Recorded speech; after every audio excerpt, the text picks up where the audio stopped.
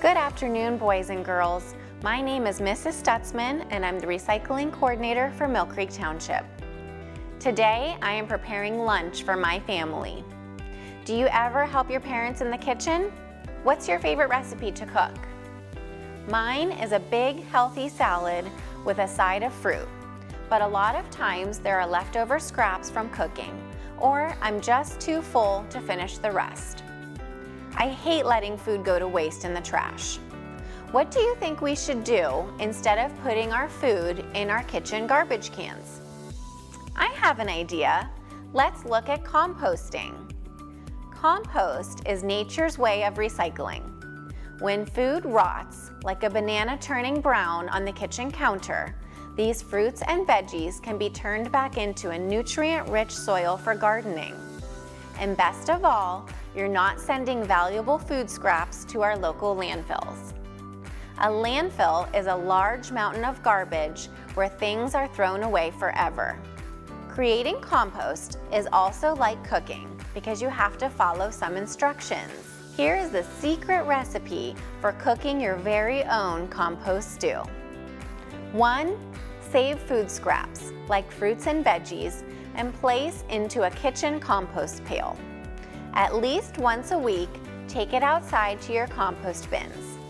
There are open style bins and closed style bins. Both do the job well. 2. Rake up leaves and add those to your compost bin as well. 3. Next, add air to your compost bin by spinning your closed compost bin or using garden tools to mix together the ingredients in your open compost pile. After a few weeks to a few months, your compost will be finished. You'll know that it's done when your compost is dark brown or black, crumbly, and smells like the forest. 4. Finally add compost stew to your garden. If you are composting at home in your backyard, remember not to add meat, pet waste, bones, fat, oils, dairy, chemicals, plastic, glass, or weeds. Composting is important because it can help us save our planet Earth. We only have one planet and we need to take good care of it. Now that I have introduced you to composting, let's take a few minutes to read a story, Compost Stew, an A to Z recipe for the earth, by Mary McKenna Siddles and illustrated by Ashley Wolf. Environmental chefs, here's a recipe for you to fix from scratch to mix a batch of compost stew. Ingredients: apple cores, bananas bruised, coffee grounds with filters used, dirt clods crumbled, eggshells crushed, fruit pulp left behind, all mushed, grass clippings, hair snippings, an insect or two. Just add to the pot and let it all rot into compost stew.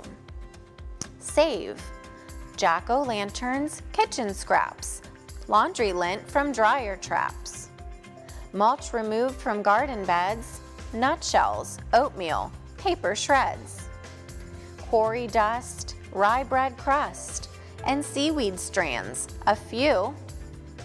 Just add to the pot and let it all rot into compost stew. Take tea bags plucked from long hot swimmings, underbrush prunings, vegetable trimmings, wiggly worms with compost cravings, Christmas tree needles, yellow pine shavings, and zinnia heads from flower beds whose blooming days are through. Just add to the pot and let it all rot into compost stew. Moisten, toss lightly, cover, let brew. And when the cooking is complete, Mother Earth will have a treat. Dark and crumbly, rich and sweet. Now open the pot, and what have you got? Compost stew. The end.